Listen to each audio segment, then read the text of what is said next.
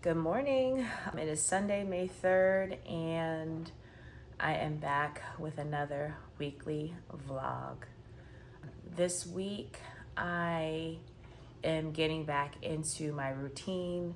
I had fallen off in April because there was a lot that has happened in April. So I am giving myself the grace and compassion to fall back into routine or to try to find my footing. Yeah, so here it is. It's Sunday, like I've already said, Sunday, May 3rd. And I just wanted to share my essential oil for the week. It's this fatigue fix. I didn't really feel like blending this morning or looking up a recipe, which I have stored in my Pinterest. So I keep this one on hand. There's this one and I have another one. I only have two pre-made mixes that I keep for days like today where I don't feel like mixing a blend. And so yeah, that's the essential oil fragrance that's going through. It smells really good. It's called Fatigue Fix. I wouldn't say that it is energizing. I will say that it is uplifting though, but yet it's grounding. So it doesn't have a lot of citrus. I don't even know if it has any citrus in it actually.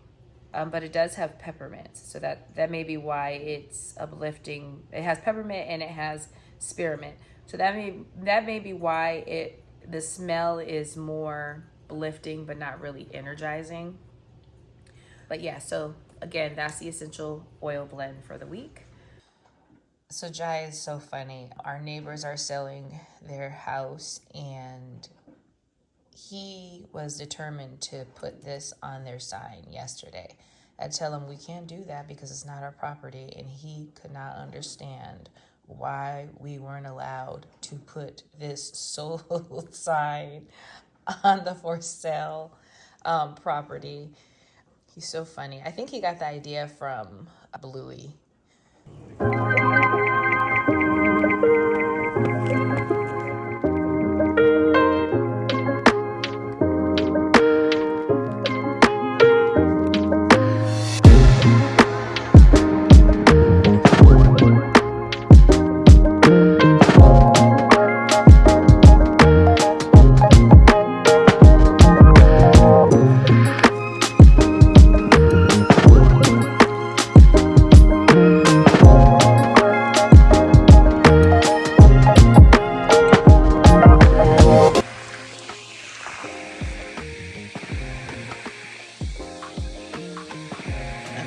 Like the sun.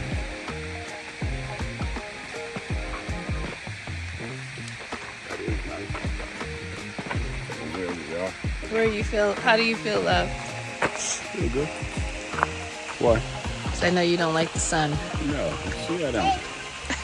I'm too fan. No. Oh my gosh. Absolutely not. And this little one doesn't like dogs. Like nothing outside except play.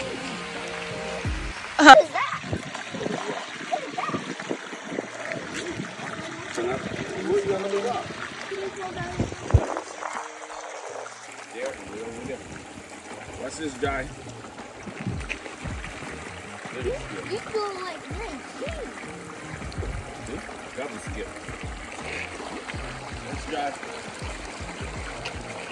Watch it. Watch this. Watch the rocks.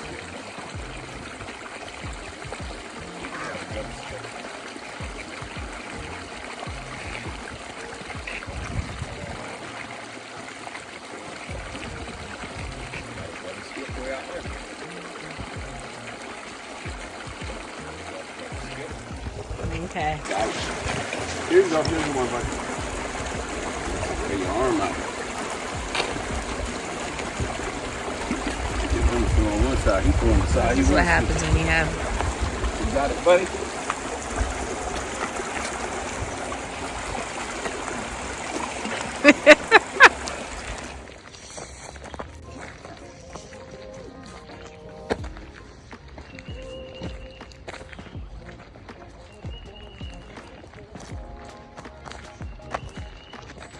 See the baby deer? Are you okay?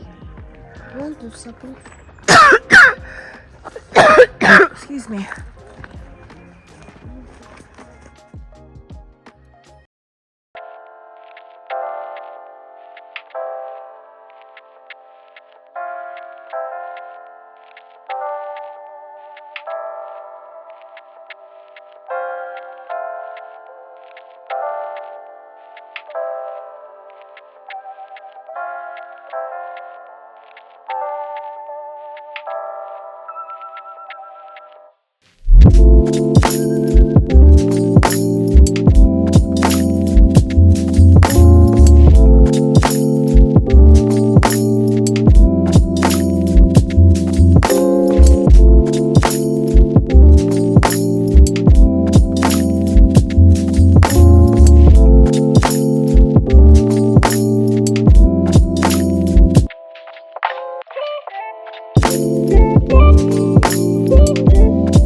Thank you.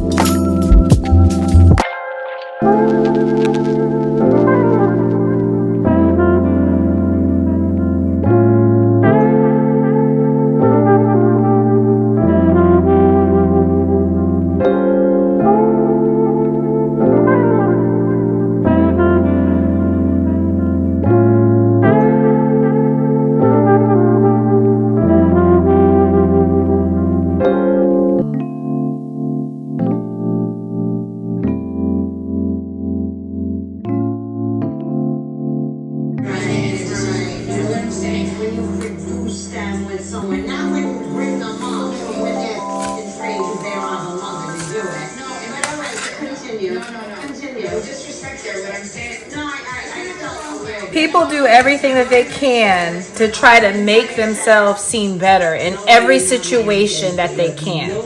Like whether it's, like she said, when you produce a child, when you produce kids versus when you just raise them.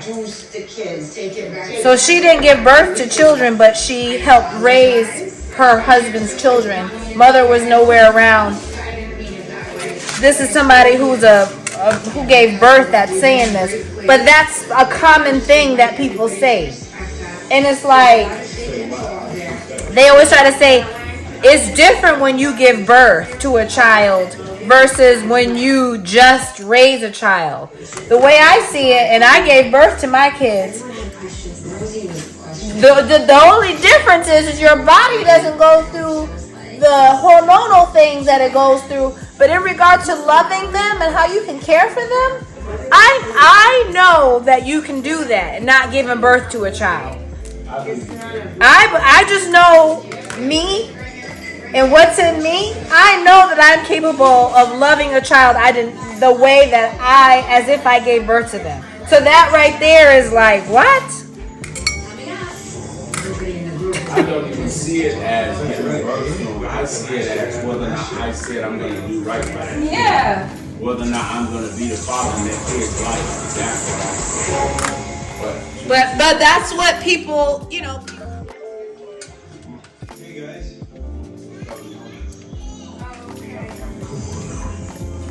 I just wanted to show you all what dinner looks like.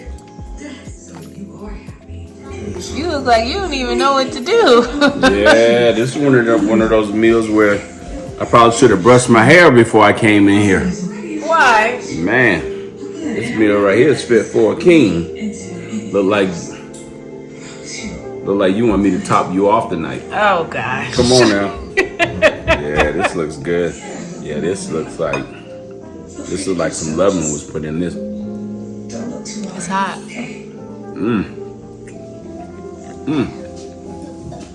Thank you for understanding.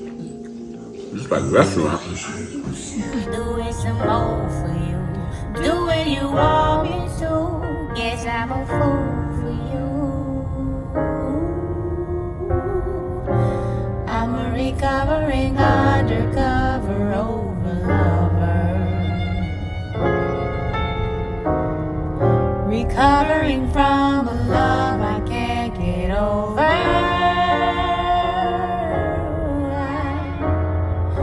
Recovering undercover over lover. And now my common law lover thinks he wants another. And I lie for you and cry for you, pop for you, break for you. Words can be like knives. They can cut you open.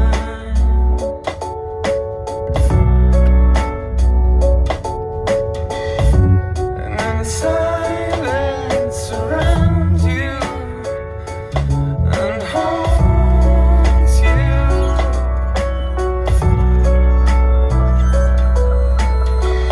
I think I might have inhaled you. I can feel you behind my eyes. You got into my bloodstream. I can feel you flowing in me.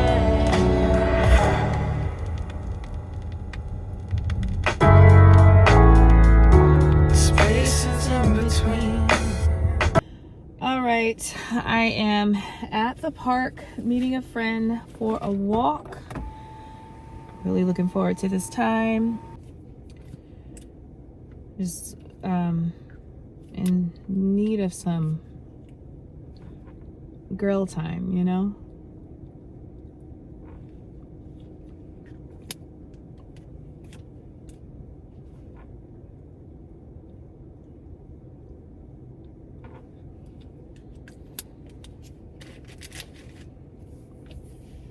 Let me text her, see if where is she? You guys remember these? The bottom part ain't coming off. You gotta No. be gentle, then you suck it. I'm sorry. Well, I know. Let's see. Let's see. I had to do that. You said you're brave.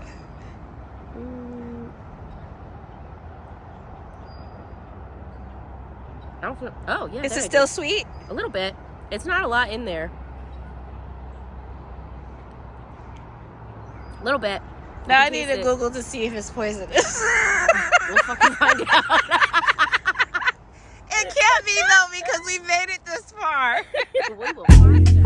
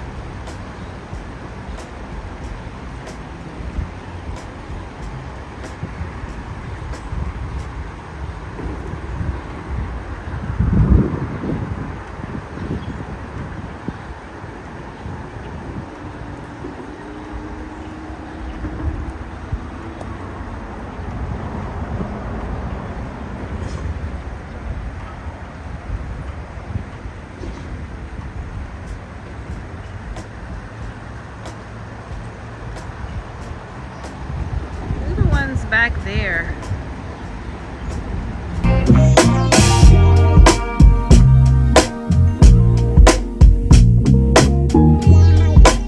The tadpoles are gone.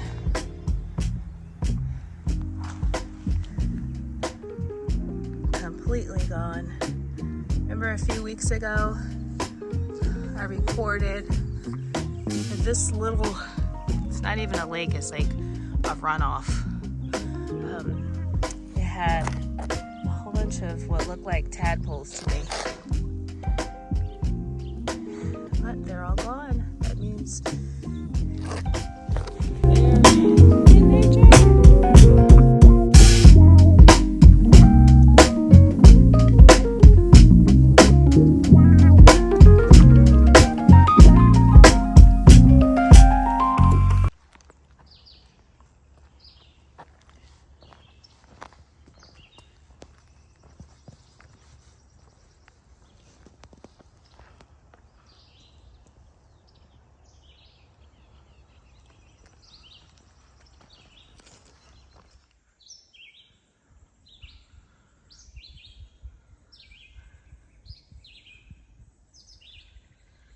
I love the sound of birds.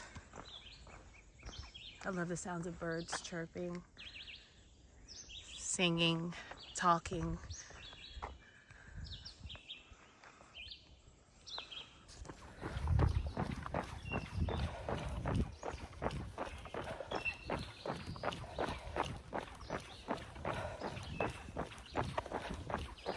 Good morning. It's Friday, May 8th, and I am doing my long run for the week. This is my first long run since the Newport Half Marathon. I feel pretty good. Actually, I feel good today. Not pretty good, I feel good. I feel good in my body and in my mind. I'm so grateful for this tool. I'm grateful for this skill to run. So this week, this week I am restarting the cutting or eating in a deficit that I started about a month ago. I'm restarting because I had lost my mother a few weeks ago, And that's all I have to say about that. You know, life.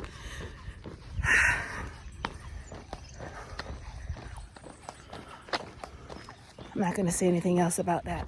So I'm here, and I'm just grateful for the ability to begin anew. You know, you can start new or try again the next day. You can try again the next hour or within the next few hours of the same day. And I'm just grateful for the ability to start over again. During this time, I am reminded, or I was reminded, for why I wanted, or why I feel the need to lose this weight. And it's, to put it plainly, it's to do the things that I really enjoy doing. It's to do the things that I feel that help give me life. Running to me has done so much. Running has helped me through a separation and a divorce. This is when I started running way back. And it has helped me learn a lot about myself. Running, although it can be difficult depending on my level of conditioning, it could be meditative. And for the last week, it has definitely been more meditative than anything, and I'm so grateful for that.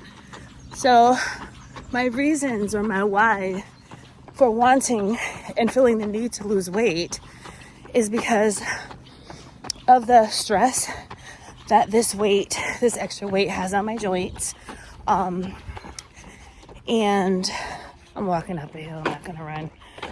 And I want to have a long running career, so to speak. It's not a career I get paid from, but it's a hobby that I want to last as long as I want to do it. And that means that I have to maintain good health. I don't want to be a decrepit runner, though I think it's amazing when I see people out there moving. Excuse me. It's not really an age thing. It's just, you know what decrepit means. Like, I don't want to be in all of this pain trying to run these races that I am trying to complete just for my ego's sake. The races really do something. It's the opportunity to get with a group of people that you don't know, to share the common goal, and that is the completion of the race. For some people, they're racing for a time. For others, it's their first, or they're running for a certain number of finishes, or like me, they are running to complete the 50 states, whatever the goals are. It's still, we're in the same place at the same time, and there's something about that collective energy from those races. It really does something. I do all of my training runs by myself, because where I live in the country, so this is what it is, and I finally have come to peace with that. And that was last year, while I was training for the marathon that I completed last June. So yeah, that's that on that. Something that I've been thinking about for a while now, but as it keeps coming up today, is the whole hustle culture. And I feel like, so I'm not heavy into the horoscopes, or I'm not heavy into horoscope, I'm not heavy into my zodiac sign, but I'm a Libra. And I feel like I'm a person who is truly a Libra. I feel the need to have balance in every single aspect of my life. This is in regard to just everything. I don't need to go into specifics. And I think that's why I'm just like anti-hustle. I did have a phase in my life where I was trying to hustle, but I ended up hurting myself or harming myself. And that was that time that I ran myself into the ground. Like I jacked up my hormones by running myself into depression. So that's over, thank goodness. Look at the geese. Look at the geese on the golf course.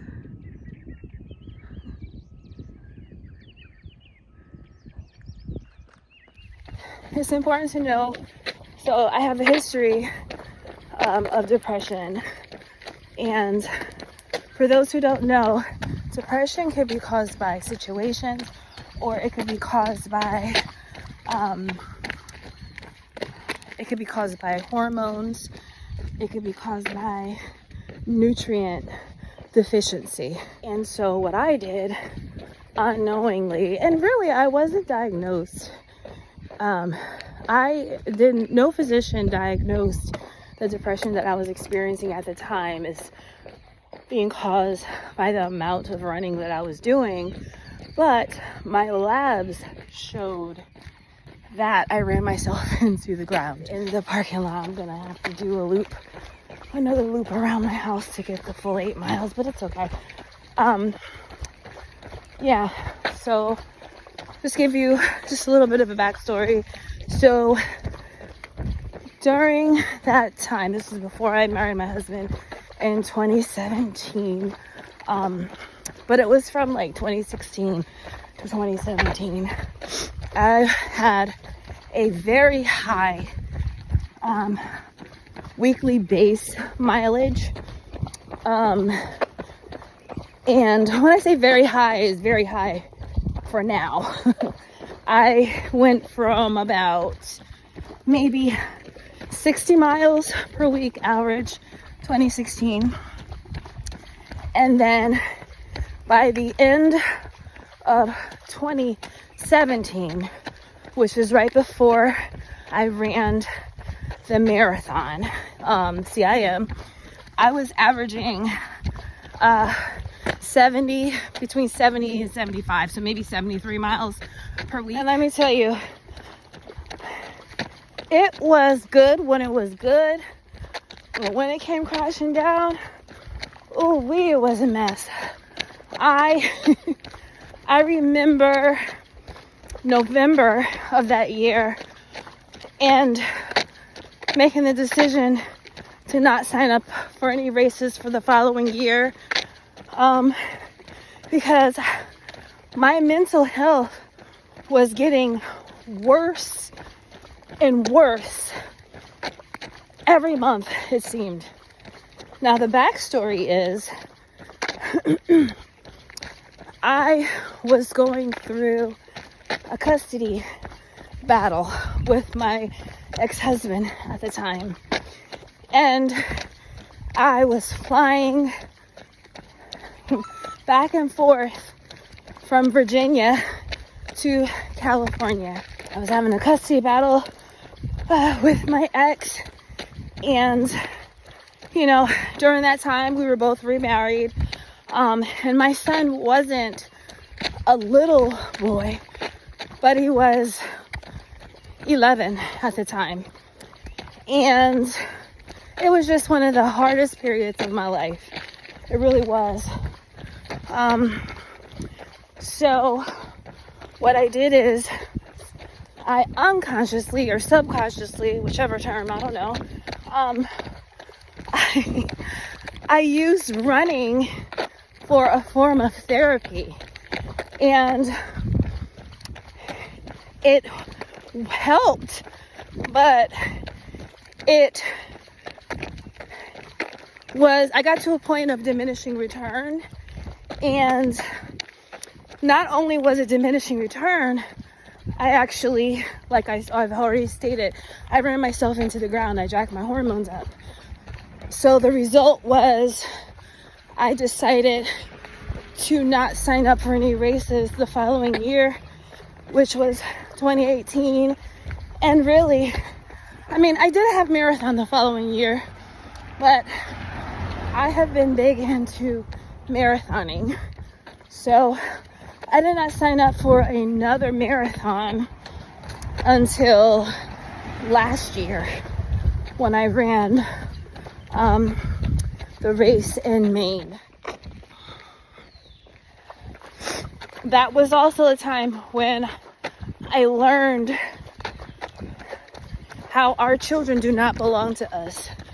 You know, as a parent, as a mother, you know, you birth your children, you carry them, you birth them, you rear them. Even if you're their primary parent, primary caregiver, we feel like they belong to us, but they don't belong to us. And that was a very difficult lesson I had to learn during that period of time. I'm glad that I learned it. And even though like I overdid it with the running, again, I'm going to refer back to the history of depression. Good morning. I didn't feel like I was going to do anything to myself. But I felt like I was losing it during that time. And so running, again, did help. But I should have been seeing a therapist as well. And that was really one of those periods of time where I was not seeing a therapist. Mainly because I did not have insurance. I couldn't afford it. And I was and I still am heavy into naturopathic or holistic healing. And so I did everything I can in my power to get and be better. So anyway, after I married and then I was able to gain health insurance, I quickly got into, got my physical, got my blood work done, and it showed the deficiency in my hormones. Like, I had low vitamin D, which is a common thing for people who are melanated, brown people, but I have never been vitamin D deficient, like before moving to Virginia. Excuse me. So I had low testosterone, and I know that you all don't hear too often about women having low testosterone. I had to do about a year. See, I started in like August. No, I had to do almost a year and a half of hormone replacement therapy. And that was with testosterone. So I'm sharing all that to say that though running is therapeutic, or it's therapeutic, but it's not therapy. It's not going to heal you, but it has helped me to cope. It has helped me to be able to get some clarity, to feel better in my body and my mind. And this is as long as I'm not doing it to the excessive amount. Again, has to be balanced. It has helped me to be able to see things more clearly, to be able to move my body and work through things better. Especially during this time, during this transitional time, this time of grieving, and hopefully it will help with which I know it will, other aspects of my life. So that's my TED talk on the need to run.